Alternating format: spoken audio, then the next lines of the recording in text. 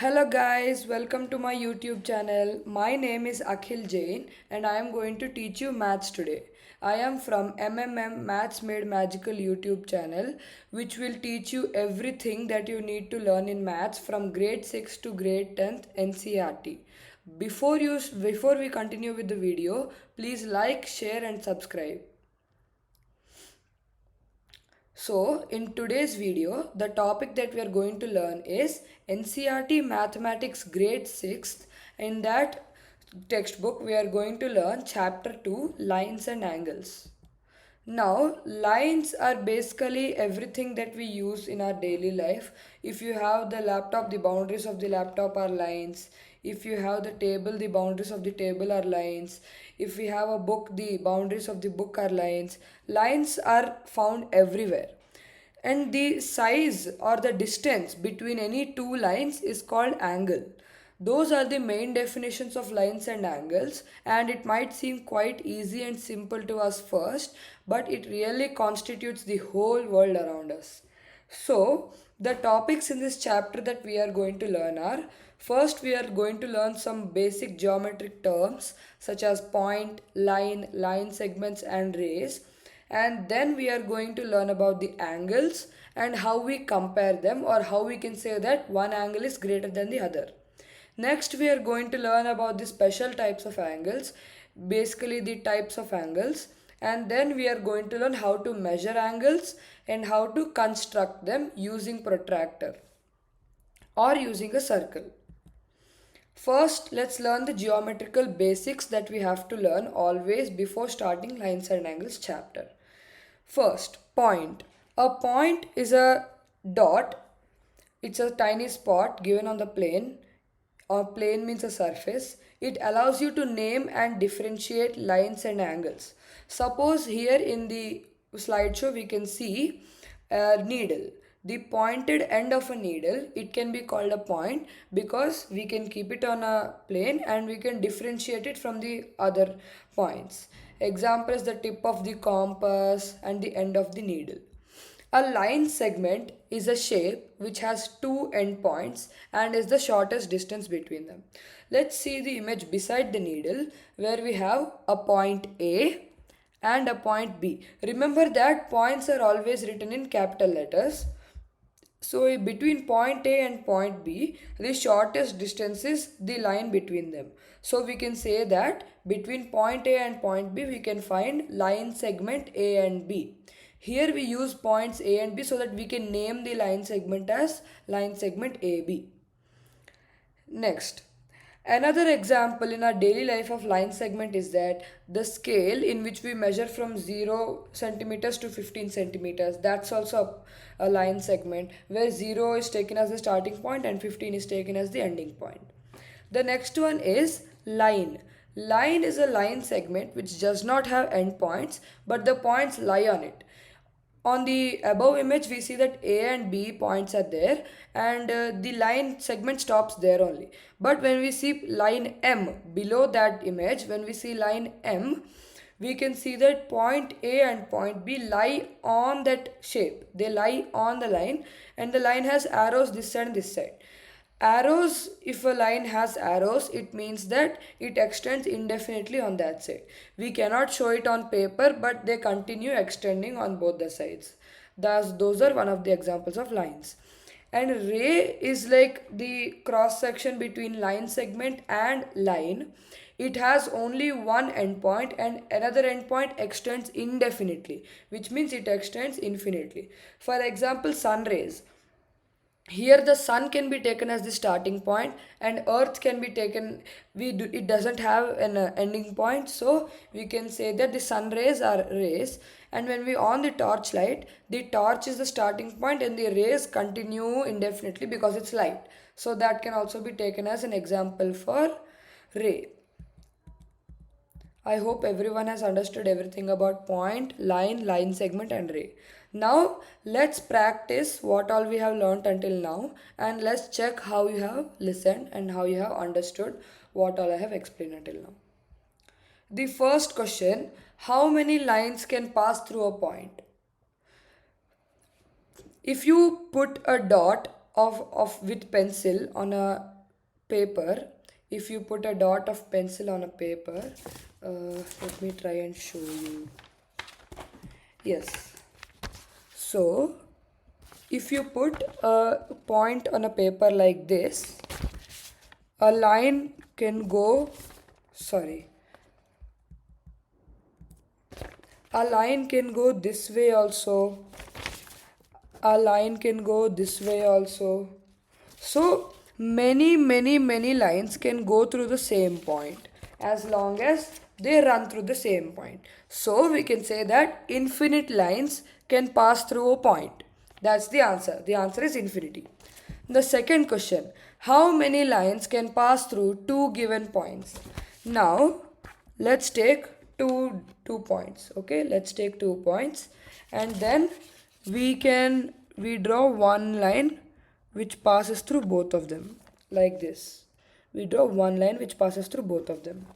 Now if we take any other line, it might go through one point but it won't go to the other point, because only one line can go through 2 points straightly.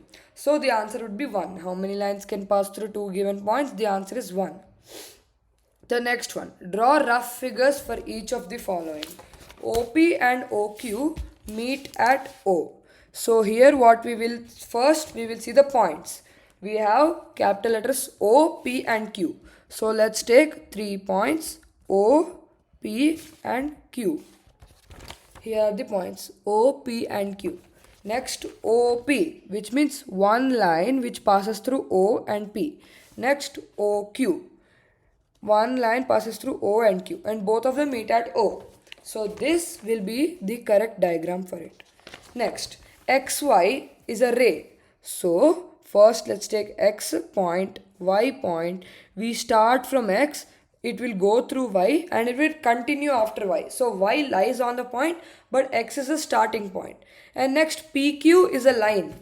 So let's draw a line PQ on which point P and point Q lie on the line, and they intersect at point M. So we should make them cross at a point M. So this will be the correct diagram.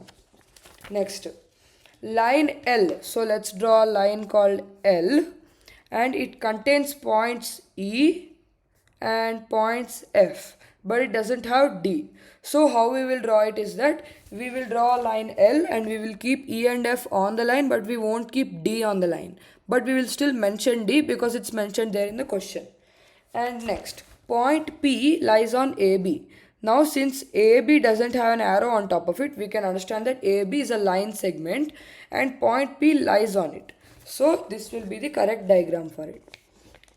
I would like you all to please take a screenshot of these questions so that we can move on to the next practice time.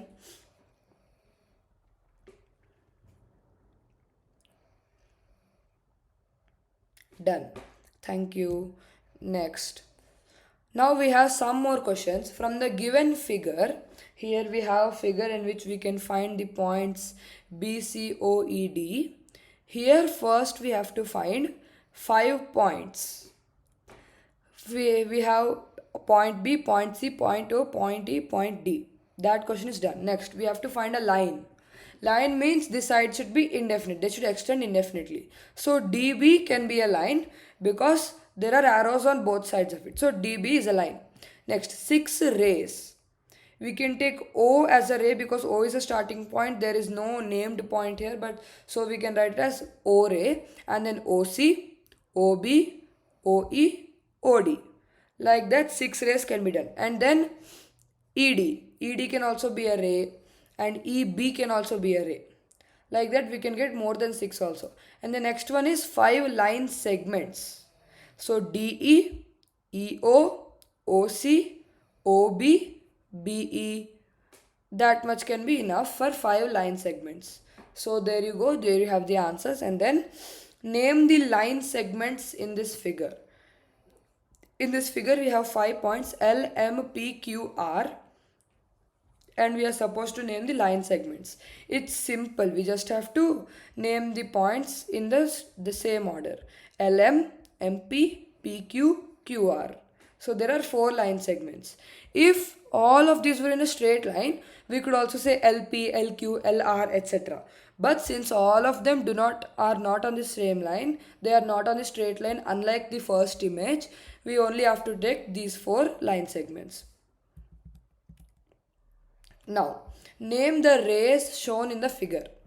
In this figure, we can find TA is a ray because T is the starting point, TN is a ray, TB is a ray, and NB is also a ray. Now, T is not the starting point of all of them because if we take N as the starting point here, it is not extending that side. If we take N as the starting point, it goes through B and it extends that side. So N can also be a starting point and A can also be a starting point. So T is not the starting point of all of them. Next, we need to give 5 examples of the following from our daily lives. Lines. One of the examples of lines is sunrays count as rays. Lines, when we draw it on the paper, those can become lines. We cannot represent graphically or we cannot represent on a photo, on a picture, how lines move indefinitely because we cannot draw them in infinite distance. So lines, we can skip that. And next, line segments, the length of the table, breadth of the table, the length of the book, the breadth of the book, the height of the book. That's it.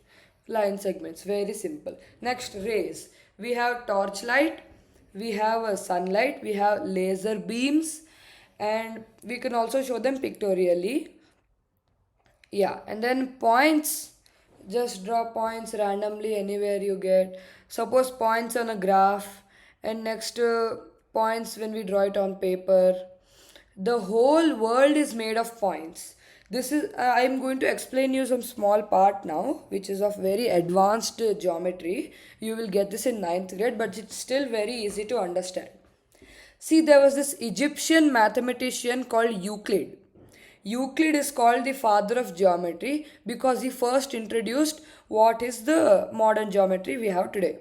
So he said that point has no dimension, it is 0D. If we add many points, it becomes a line. Line has one dimension, length.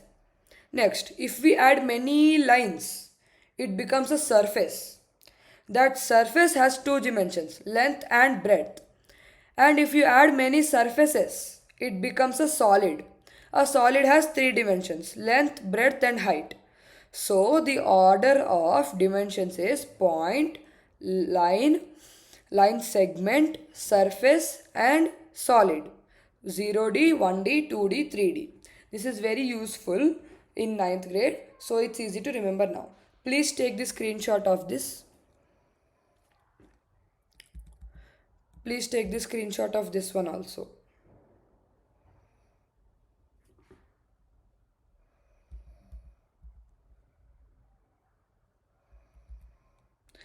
Next, we come on to the second topic, angles and comparing them. Until now, we have learnt about lines. Now, let's move on to the second most important topic of our chapter, angles. Angles are formed when 2 lines or 2 rays, because there is a point B over here. From point B, BD ray and BE ray are extending. So, when 2 rays pass through a point, when 2 lines pass through a point, or when 2 rays have a same starting point, it is called an angle. So, in this image, B is a point. So, BD is a ray and BE is a ray. So, the starting point of both these rays is called vertex in an angle. And BD, the first ray, and BE, the second ray, the rays are called arms. Okay. And so here we can say that DBE, from either we can take from D and go to E, or we can take from E and go to D. Either we can say EBD or DBE, but B will always be in the middle because B is the starting point and from B we will measure the angle. So DBE or EBD is an angle. We can define angles like that. Next, here we see this girl. She is showing us various angles using a book.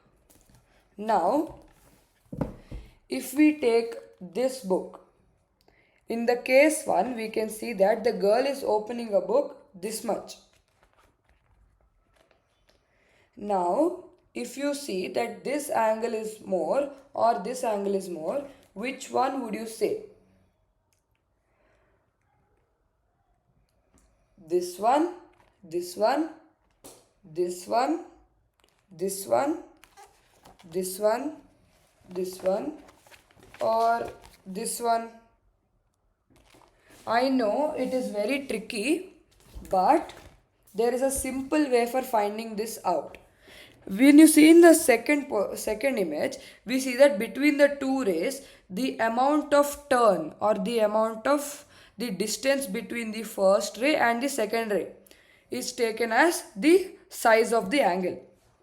So in case 1 we can see that the distance is only this much, but when you go to case 2 the distance becomes this much. So we can say that case 1, in between case 1 and case 2 has more angle. Like that it continues until case 6. So case 1 lesser than case 2, lesser than case 3, lesser than case 4, lesser than case 5, lesser than case 6. So the size of an angle is measured by the distance from its first arm to its second arm, or the amount of turn from the first arm to the second arm. Now let's practice what we have learned. In these images, identify the angles. Here we can say that we have A, B, C and D points. So ADB, BDC. Those are the angles, and ADC is also an angle because D is the starting point for all three of those points and all three of those angles in the bicycle. Here in this cupboard we can find those four corners can be four angles, and the triangles can also make angles. There are many angles we can find in this. In the specs near the grooves, suppose if we have specs here, this will be an angle and this will be an angle, and if we make it less, then this and will be an angle, and this can also be an angle. So like that you can show in specs. And in a purse, when we open a purse we will have an angle, right? That can be an angle. In stapler, when you're stapling it, the angle becomes less. When it comes back it gets the same, and when you open it to keep stapler pins inside it, it becomes more. That's also an angle. And what's the second one? The second one is pencil box. In the pencil box, when you open the lid a bit just to take your eraser, then it's a small one. But if you open it a bit more to take out your geometry box, then it becomes a big angle, like that. In the cardboard box, when we get Amazon courier, when we take out two of them, the first ones you have to take out too much, but the ones inside it you have to take out less. That's an example of big angles and small angles. Here in this bridge, on the two sides of the bridge you can find angles, below the bridges you can find angles, and between the triangles on the bridge made by the metal, there also you can find angles. In a ladder also the same. The curve near the topmost rung of the ladder, that's also an angle. Please take a screenshot of this for future practice. Okay, let's move on to the next question. In this one, we need to find out the correct order of size of the angles. Now, if you compare each of them, you can compare them using thread. You can cut thread and keep them on that curve, and then you can take the thread and you can check. Now, if I am correct, I see that the third one is lesser than the fourth one. Both of them look similar, but the third one is lesser than the fourth one. And in the first and second one, I can see that the first one is more than the second one. So the correct order would be the 3 is lesser than 4, lesser than 2, lesser than 1. So the order will be 3, 4, 2, 1. That's the correct order of the size of the angles in those four. Next question is, which angle is greater, the angle of your shoulders or the angle of your knees? Now your shoulders, they make this angle, so we can take our shoulders angle as this one. Our shoulders angle is like this, but our knees, when we are standing, they are completely straight. So this is the angle for the knees. This is the angle for the knees. So obviously we can see that this angle is more than this angle. So the angle of our knees is more than the angle of our shoulders. Next we want to find the angle of our phone. Now when we have our phone makes this angle. Our phone makes a straight line angle because our phone doesn't bend. But when we have a laptop, our laptop makes an angle like this because we can bend it like this and this. So we can say that the angle of our phone is more than the angle of our laptop. Next, the angle of an open book or the angle of a closed book. Suppose we have a book and we open it. This is an open book, which we can say it will be this much is the size, but the angle of a closed book only this much. So I would say that the angle of an open book is more than the angle of a closed book. Please take a screenshot of this.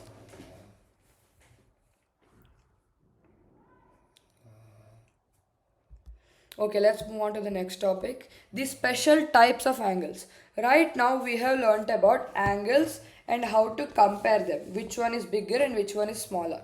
Now, some angles have some values and they have some terms related to them. We need to learn those terms and we need to understand them. Now, when the angle lies on a straight line, suppose here we can see that AB is a straight line and we take an angle from angle O. So BOA is called a straight angle because the angle is on a straight line. And according to ancient times and until now all the modern geometry that we have done, a straight angle is equals to 180 degrees. Okay, a straight angle is equals to 180 degrees. Please note that down. And also remember that an angle on a straight line is called a straight angle, which is equals to 180 degrees. Now, you take a piece of paper. You know what? Let me just show you.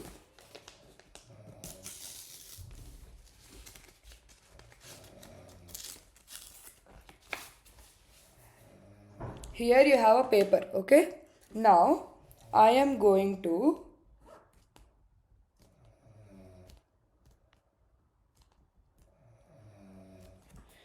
here I see AOB. This is AOB. Now I fold the paper on O. Okay? I fold the paper on O and then I will just highlight the crease so you can see it. When I fold it on O, that crease divides BOA angle or AOB angle into exactly two equal halves. So, two right angles. When a straight angle is divided into two equal parts, when a straight angle is divided perpendicularly, which means straight this side, when it is divided perpendicularly into two different halves of the same value, then those two equal halves are called right angles. So this angle and this angle are called right angles. Two right angles is equals to one straight angle. Also remember that right angle is equals to 90 degrees and straight angle is equals to 180 degrees. So here we have said that two right angles is equals to one straight angle. So 90 plus 90 is equals to 180. This makes it true. So then we can confirm that right angle is equals to 90 degrees and straight angle is 180 degrees. Now, when an angle is less than 90 degrees, when an angle is less than a right angle, it is called an acute angle. Now, here we can see the image above the camera, you can see that the angle is 30 units. We know that 30 is less than 90. So the image we are seeing now is of an acute angle. And we can represent it numerically as 0 degrees is less than acute angle, which is less than 90 degrees. So, when an angle is less than 90 degrees, when an angle is less than a right angle, it is called an acute angle. Next one, when an angle is more than a right angle but less than a straight angle. When an angle is more than 90 degrees but less than 180 degrees, it is called obtuse angle. Here we can see that 90 degrees less than obtuse angle less than 180 degrees, which is a straight angle. Now, pictorially, we can see that in the image beside my camera, we can see angle XIS is 110 degrees. We know that 110 is greater than 90 degrees, but 110 is less than 180 degrees. So, angle XIS is an obtuse angle. Yes. Next one. The angle of a whole circle or a hole is called a whole angle. Suppose in the blue image we can see that a circle has formed around the line. So the circle is called a hole here and it is called a whole angle because it makes 360 degrees. So if we extend this line a bit to that side, then we can see that the line will divide that circle into two semicircles. So one semicircle is half into 360 or 360 by 2, which is 180. And with 180 we come to AOB, which is 180 units. So that becomes straight angle. So one whole angle is equals to two straight angles. And if you divide this again as we saw before, it becomes 90. So one whole angle is equals to two straight angles is equals to four right angles. That is how you segregate them. So a whole angle is 360 degrees, which is two straight angles, which is four right angles. Next, an angle which is more than a straight angle, which means more than 180 degrees, but less than a whole angle, which means less than 360 degrees, is called reflex angle. Suppose here we see angle TMS. We can take this angle as 300. Let's take this angle as 300. It looks like that. So 300 is more than 180, but it is less than 360. So we can say that TMS is a reflex angle. So 180 degrees lesser than reflex angle, lesser than 360 degrees. Please take a screenshot of this all of these angles so you can learn them better afterwards. Next, measuring angles, the ancient way and the modern way. Here we can see that from many years ago, from Egyptian and Babylonian times till now, we have used circle as a way of measuring angles. 360 degrees was taken as the degree of the full circle, of the full whole, because it is mentioned in ancient texts, which means ancient books like Rig Veda, and in calendars of different civilizations. See, in the Egyptian and Babylonian calendars, 360 days were there for every year, not 365 as we have now. They had 360 days per year, because mathematicians also used to like this number because it was divisible by 1, 2, 3, 4, 5, 6, 8, 9, 10 and 12. Because it cannot be divided by 7, but it can be evenly divided by all the numbers up to 10 except 7.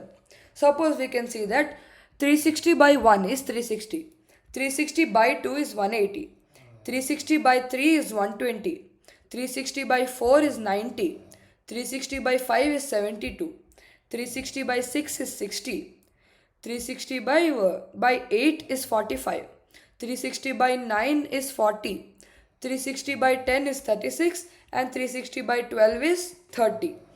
See, when we have divided all of this, we have gotten angles. 360 is whole angle, 180 is straight angle, 120 is obtuse angle, 90 is right angle, 72, and the rest of them are all acute angles. But when we see all of them, we can see that they're evenly divided very nicely, and this was how in the ancient days people used to measure angles and build buildings and do all the daily works that they were supposed to do using them. In modern times, that was about ancient. In modern times, we use protractor to measure angles. Protractor is like a semicircle where we can see that this straight line, the base is a straight line, and here we start from 0. The perpendicular line, the straight line which falls on the horizontal line is called 90 degrees. That's a right angle line, and here this side 180. By using it this way, we can identify size of angles very easily. Suppose OP is 0 degrees.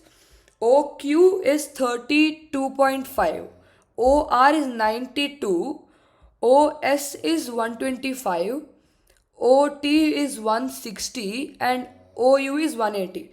Like that, based on the numbers and the lines between them, we can find out the values very, very easily. Now, let's practice and let's test what all we have learned until now. In the given image, find out the acute angles, the right angles, and the obtuse angles. The first one. Now we can see that in the first box, the first one and the second one are acute, and the third one is also acute because it has a slight tilt. It's not right, but it's acute. And then the rest of them also are acute. In the second one, all of them are right angles because all of them are straightly falling onto the horizontal line. So they are right angles. And the next one are obtuse angles. All of them are obtuse angles in the third box. Please take a screenshot so you can practice later. And make sure to draw a curve from the first ray to the second ray in all the angles so that you can find out whether it's acute angle, obtuse angle, or right angle. Next, in this triangle, let's find out the acute angles, obtuse angles, and reflex angles. Here in this one, this one, this one, this one. Basically, near all the three vertexes, three acute angles we can find. Now, in this, the next one, we have four triangles. So, in four of them, near all the vertexes, draw acute angles. And then, suppose in these two triangles, we can find that if we join two lines near one vertex which has two triangles, then it becomes obtuse angle. So find the obtuse angles also like that, and that's the similar case in the reflex angles also. And in the third diagram we have 1 2 3 4 5 6 7 triangles. That also you can do like that only, acute, obtuse, and reflex. It's actually quite simple. Just draw the curves and you'll be done. Next, find out the degree measures of the following angles using protractor. For these ones you need to use protractor, so I suggest that you get printouts or you just draw on paper using yourself. What you are supposed to do is, constructing angles comes afterwards, but I'm just going to give you a small hint now because you're supposed to do this. Take any one ray and keep the horizontal line, the base line, on that. And check the second ray where it is. The second ray falls on which line in the protractor. And then draw a line till that and then mark it. So I think the angle IHJ is 30 degrees. Angle GHK is 15 degrees. Angle IHJ this time is 110 degrees. Angle IHJ here of angle C, that is 50 degrees, and IHJ of the last one is 130 degrees probably. Please measure it using protractor.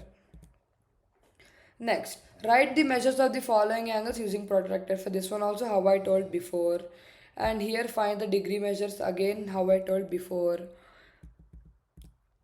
Now find out two different angles of a clock at 4 o'clock. Now let's do this using diagrams. Or you know what, at 4 o'clock, the small hand at 12 and the big hand at 4, right? So we know that from 12 to 12 the whole thing is 360 degrees in a circle. So from 12 to 6 is 360 by 2, which is 180. So 4 o'clock is 12 by 3. 4 is 12 by 3. So how we will find it is 12 by 3 is 4. So in the whole circle 360 by 3 is 120. So for 4 o'clock 120 degrees is the correct answer. Next, 6 o'clock. 12 by 6 is 2. So 360 by 2 is equals to 180. So 180 degrees is the answer. Next, 12 by 9 is 4 by 3. Or you could do what? First, find out 360 by 12. Because we have 12 gaps right in the clock, so 360 by 12 would be 30. Now they gave 9. So what is 30 into 9? 270 degrees. That's the answer. Next, for 7 o'clock, same thing. 30 into 7, 210. And 12 o'clock, it circles the whole thing, so 360 degrees is the answer. Now, in this image of the girl swinging on the swing, find 6 different angles. One is from the girl to the knot to this side of the branch. The girl to the knot to that side of the branch. The girl to the knot to the thread on top. The girl to the knot to the leaves. Yeah, that can also be done. So 6 different angles we can find very easily in that given image. And I don't think you've taken the screenshot for this. Please take the screenshot for this fast.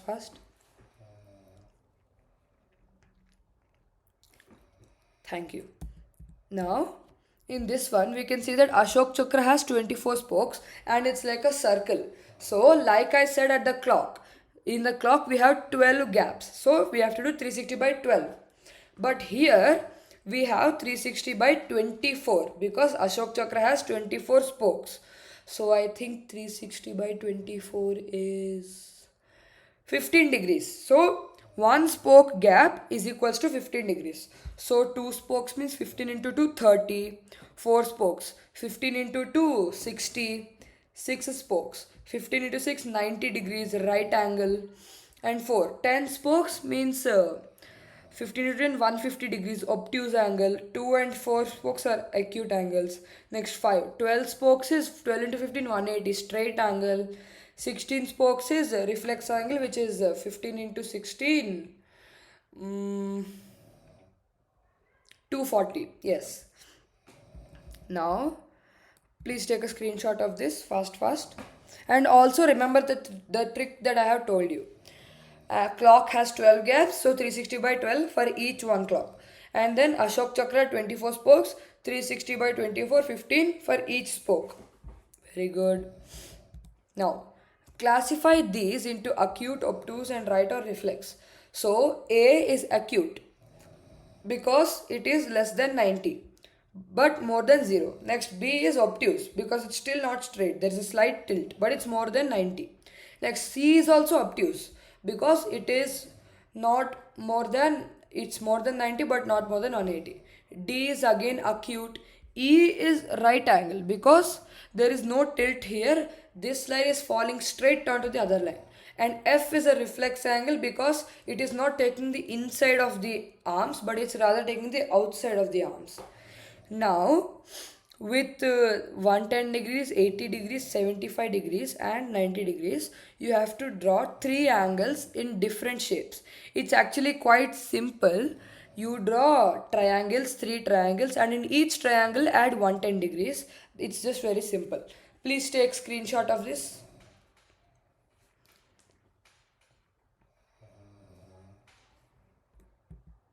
Okay, the last one that we have is constructing an angle.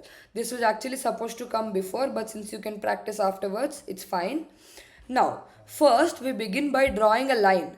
Here we can see that IN is a line. Now, in the protractor, we see the baseline, right? We keep the baseline and the middle point, the center point on point I, and the rest of the line continuing to 0 degrees on point N. We have to align that baseline to IN ray. And the next one, starting from 0, here we want 30 degrees. So from 0 we will count till 30, and right over here where we can find 30 degrees, we will keep a dot. We will keep a point. Here it's point T. We'll keep it there, and then we'll take off the protractor. We'll take a ruler, we take a scale, and we will draw until point T. And then we draw a small curve over there, and we can say that angle TIN or angle NIT is equals to 30 degrees. It is as simple as that. Now, I want you all to practice and construct the angles of the using protractor for all of these following angles.